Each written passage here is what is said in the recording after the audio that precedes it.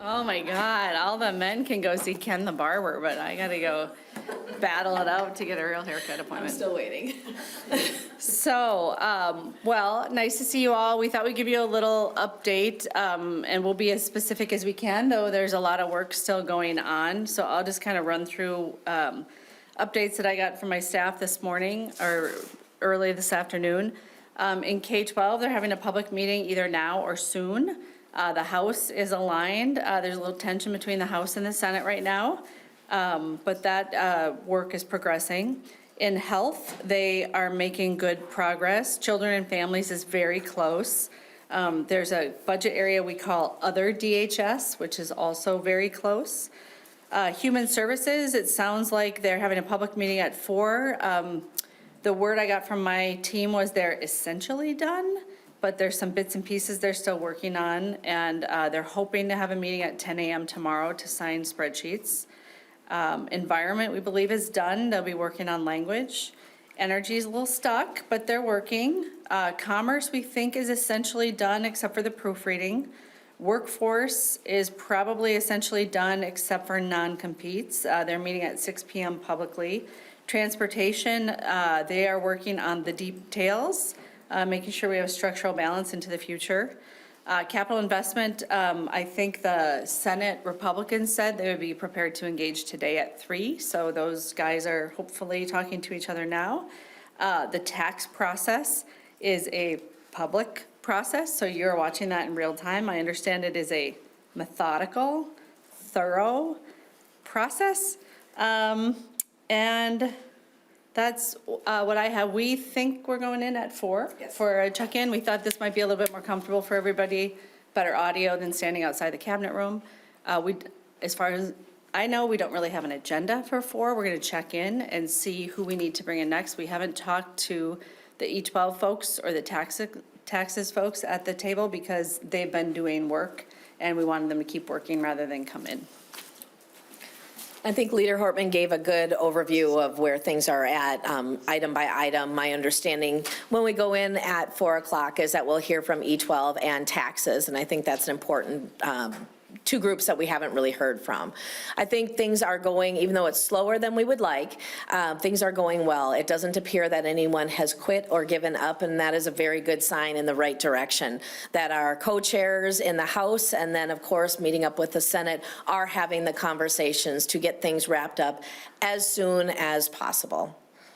I don't have anything else to add other than if you have questions. On the immigrant healthcare issue, which I know has been a big sticking point, Aaron Murphy a couple hours ago said that needs to be a standalone bill, period. I know you have said that's not acceptable to you. Where do you stand now on that? When we were coming up with the global targets and then the agreement that supported that, that was never part of the conversation to have it as a standalone. There are a number of times things are in bills that are questionable for people, but you look at the overall bill and then cast your vote. So that has not been discussed at a leadership level at all. But yeah, it will be a leadership decision. Yeah, go ahead. I would just say, I would agree with Leader Demuth. It hasn't been decided yet, but we will have to figure it out at the leadership table with sort of other dogs and cats of unresolved issues. Speaker Demuth, your position is that you still want it to be? We would very much want it to travel in the bill as planned. Because isn't the fear, even if it were to pass on a close vote, it could very easily be vetoed? You know, when we made the agreement, the leaders along with the governor, my expectation, although the governor could veto something, my expectation is he will uphold his part of the agreement, getting these things through. I don't have any reason to doubt that. We did ask that specific question at the table yesterday, and the governor affirmed that he would fulfill the whole deal. So no matter, he would not veto that. No matter how the bills are presented to him, he will take the actions to effectuate the deal that he signed. Senator Murphy said, and I don't think she meant this necessarily in a bad way, but she said that the House is like a two-headed monster right now because your two parties are. Very nice. Can you just explain, how is the House operating in this tie right now in the working group process? Do you agree with that sentiment from Senator Murphy? I've been in meetings, so I hadn't caught that live. I look forward to looking back at those comments. But I think that, as you've seen, as we've worked through the challenges to the start of the session in the House, we've already made quite a bit of progress, still maintaining our uniqueness of two different parties, but needing to come together. And we had a start, and then we had a bumpy pause, and then we had a restart and a restart, and here we are. And so I think that the way that we have set up our organizational agreement here in the House has served us well. That's co-chairs, and then in each conference committee is an equal number of Democrats and Republicans from the House to represent themselves. And the way that those conference committee reports would be done is a majority of the House would also have to go into how things are signed off on a conference committee report. It is very unique, something that has never been done at all, even looking back to the last time there was a tie. I look at it as a very difficult challenge that we've both had, and working together with people that see things quite differently and finding a way through. Do you feel confident about a special session happening next week? Yeah. Now, you know, I was the one that said, I think we can get things done by the 19th, too. But, you know, the governor is going to be the one that's going to call that special session. The progress that our committees are making at this point don't really leave any doubt in my mind that that will happen as soon as possible. The revisers have their work to do, and then we'll come together and when the governor calls that, be able to get these bills through and move on. The reason why I answer it yes, but in that questioning tone, is we have to send layoff notices to any entity that's not funded by June 1st. And so that is really the next deadline that comes after May 19th, and human beings are deadline driven. So Friday is May 30th. Saturday is May 31st. I think people are probably not going to want to be here on Saturday, May 31st. So I think the drive will be to probably finish by the 30th. But in an ideal situation, we would be done with the work by the end of tomorrow, and everything could be posted, and then we could come in on Tuesday, May 27th. If the tax work continues at the pace it's going at currently, we won't be able to wrap up a tax bill by the end of the day tomorrow. So then there's a question about how much people are going to be available over the weekend, depending upon other commitments they've already made. I certainly believe that anybody who's not done with their work should be here on the weekend. In the 2005 partial government shutdown, people were here over the 4th of July holiday, the whole time surrounding that to get that closed up. And I would expect here in 2025 that the same expectation is there. We don't have the tools to like drag people in if they're not willing to come. Will the agreements be made public at some point before the special session's called, whether it's spreadsheets, language, whatever? Yeah, we are looking at the 2019 model. We created a web page somewhere. I don't know if the House had its own and the Senate had its own, or it was on the joint legislative web page where we posted all those revisor numbers and the full text and the signature pages and the spreadsheet so people could look at it. And I think in 2019, our standard was, I think, that we weren't going to take anything up that hadn't been posted for 24 hours. Any indication of when that might go up? As soon as they're done, right? Like if the environment bill, if they are done on their agreement, really, then as soon as it's drafted, it would be posted. You said you can't force the chairs to you can't round them up and bring it back. But have you conveyed to them that if they don't get their work done, they really ought to cancel their Memorial Day weekend plans? Yes, I have. Yeah, our expectation is they'll be here working until they can come up with an agreement and move it forward. Have you given them a firm deadline? Have you given the working groups a deadline as to when they need to complete their work? We did, and they blew it. So we haven't given them a new deadline to blow. We're just working closely with them now. So yesterday at 5 o'clock was our deadline, but what I will say to that is you could tell that a lot of work had gone forward. We had some groups that came in and said, we're really close, we just needed a little bit more time. And so that's a good indication of the work that is taking place. They weren't just waiting and not getting it done, but a very good indication. Is it at least encouraging that the two of you are here in kind of bipartisan fashion, giving an update? This is fairly rare. I think it is a good indication that the work, you know, in a way, we've called ourselves Team House in a way, even though we see things a little bit differently. But our co-chairs have worked together well over the last few months. And I think this is an indication that we're supportive of our co-chairs, we're supportive of our caucuses, and we support that has to be done for the state of Minnesota and the people here. And we joke a lot in the House that, you know, the other party is our adversary, but our true enemy is the Senate.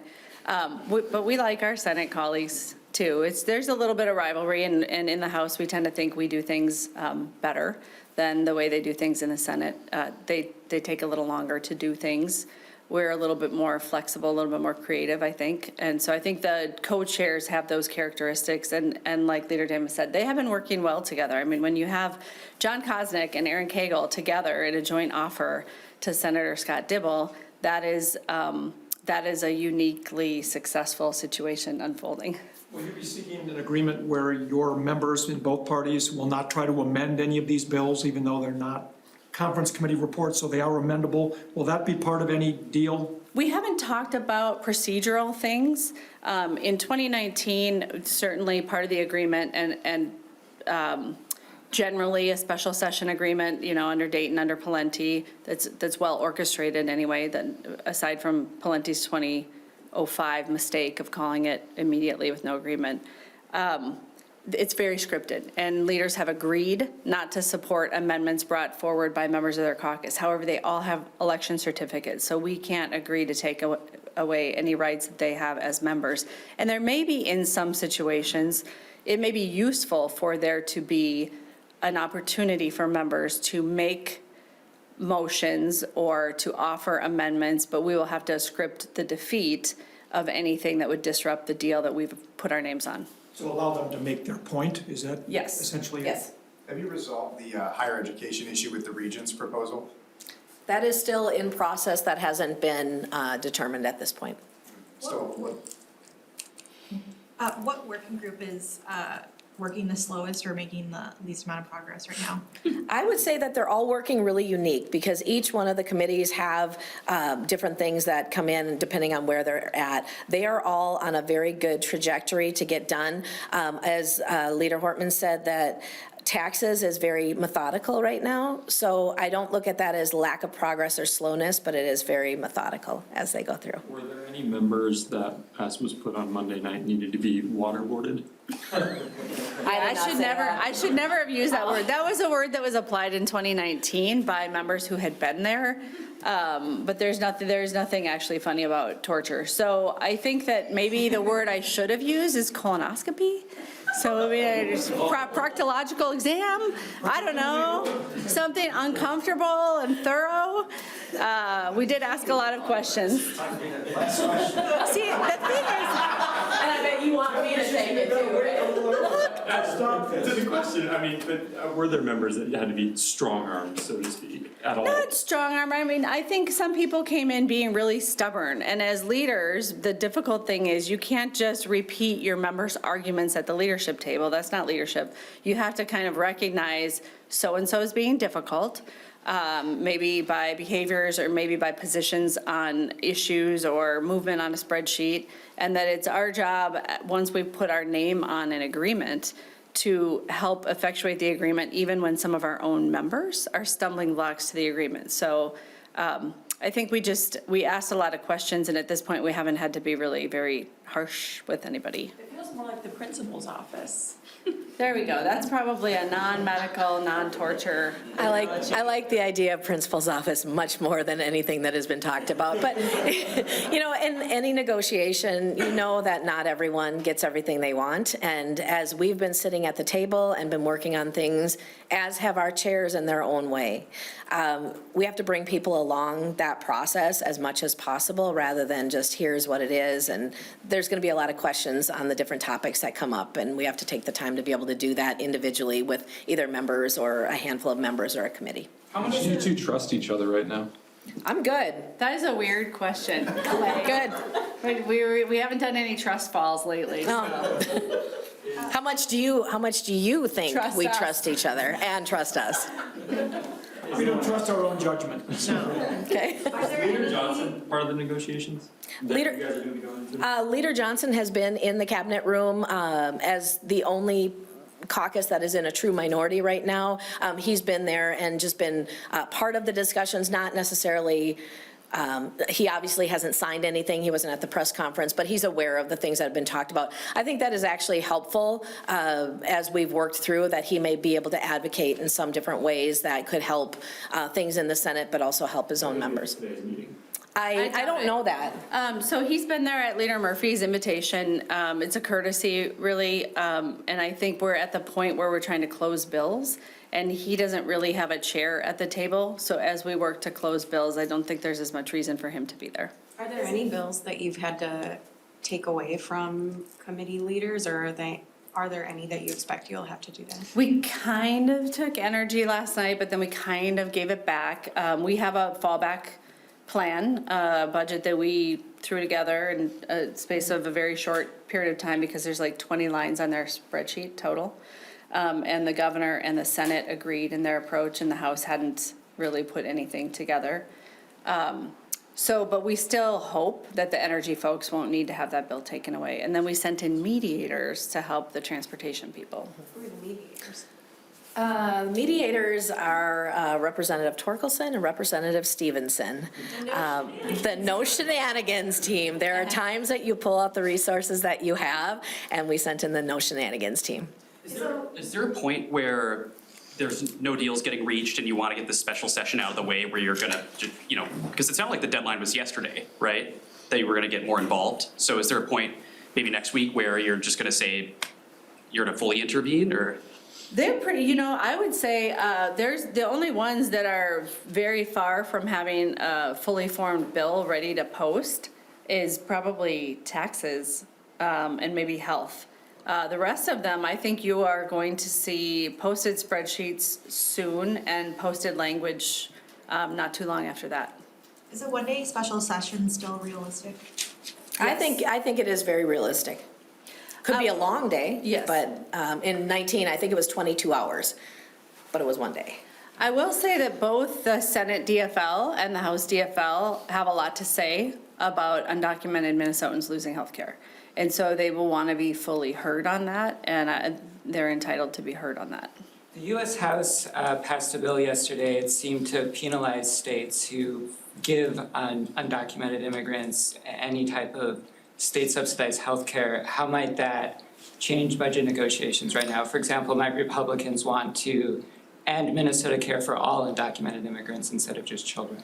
The work that we're doing here in the state is something that we had decided and how we were going to approach the very difficult decision that we came to, the compromise for insurance for those that are undocumented. We were already having those conversations and signed a deal before anything would have passed federally in the House. And so our decisions going forward are going to adhere to what we know and what we have already signed in on our global deal with the governor and the other leaders. And if I may, why my question wasn't weird, is that at the beginning of session, there seemed to be some trust issues among the two of you with the squabble over quorum. And right now, a lot of these working groups are happening behind the scenes, but you're showing yourself to Tom's question at a unified press conference. It's the look of trust. We're in a different phase in the session. I guess I would focus on the work. We had legitimate disagreements at the beginning of session. So it wasn't about trust or not trust, or relationship or not relationship. It was about a very different view of what was unfolding at the beginning of session. And going back to share our contrasting views wouldn't help anything. We're at a different phase of session where we're working together to get things done. And so I think that's what you're seeing. What's the status of the OIG bill? It is dead. I would just say we negotiated a budget agreement with the Senate. They had OIG in their other bills category. We had Department of Corrections and wildlife depredation on farms in our other bills category. And Department of Corrections, the deficiency. So we agreed to do the Department of Corrections deficiency. The depredation went into the ag bill. And the Senate dropped their OIG budget request because there's $9 million in the first biennium and $9 million in the tails, and we didn't have it. And with trying to get it passed off the House floor on Monday night, as you saw, it was really frustrating because it had passed the Senate. It wasn't part of the deal, but looking at the amount of fraud that is in the state of Minnesota and trying to attack that and prevent it from going forward, I think you're going to hear continued concerns going forward, whether when we come back next year and still having that as a topic of conversation. We want to find ways that we can actually address it. Is it just the money, or is it also the principle of like establishing this new agency? I know that some people were against, on the Democratic side, of establishing this when there's already inspectors general within agencies. Can you speak to that? We weren't concerned with the money, I think, and I won't speak for Leader Hortman, but we weren't concerned as much with the money. We thought it was a wise investment of tax dollars to get it done, work that needed to be done. I would say there's bipartisan support and bipartisan opposition on creating a new branch of, a new little part of government to do this. We do have anti-fraud language in the state government finance bill. So the Attorney General will be doing more Medicaid fraud enforcement. He will be able to pull down federal resources at a 4-to-1 rate for the enforcement dollars that he got, which are in the neighborhood of $1 million. And I believe there's some language in the state government finance bill relating to anti-fraud activities. And then in the human services bill, I believe there's additional language relating to going after fraud. So certainly at the federal level, you know, Donald Trump fired all the inspectors general. It's kind of an odd, different approach that Republicans in the state are coming at this very differently than the federal government, and certainly appreciate that. But the problem with having a totally separate division on that, then who is their boss, and how do we know that that's actually going to result in more fraud being caught? So I think the existing system we have is both affordable and substantially beefed up from the 2023 session. There was a ton of work done on that, and we have this Office of Grants Management that's doing really intensive oversight right now. So I think we have to give the 2023 legislative work some time to be fully operationalized, and then we still did more in this year's budget. What was the governor's stance on the OIG when you all were negotiating? You know, at that point, we were just talking about the money, Yeah, and we the- didn't have the money. Yeah, that didn't come up as part of the negotiations, but we did hear the governor at his State of the Union, State of the State. The governor at his State of the State, just talking about the fact that he wanted a bill and he would have signed a bill. And I think the focus on the fact that we have got to stop fraud in the state of Minnesota is a topic that is looked at. What has worked or what has been done in the past hasn't worked. There were changes, like Leader Hortman said, in '23, and then we'll see how those play out. We do still have the Fraud Prevention and Agency Oversight Committee here in the House, and they will continue their work going forward, potentially a little bit in the interim, and then definitely as we return back in February. All right, thank you. Thanks.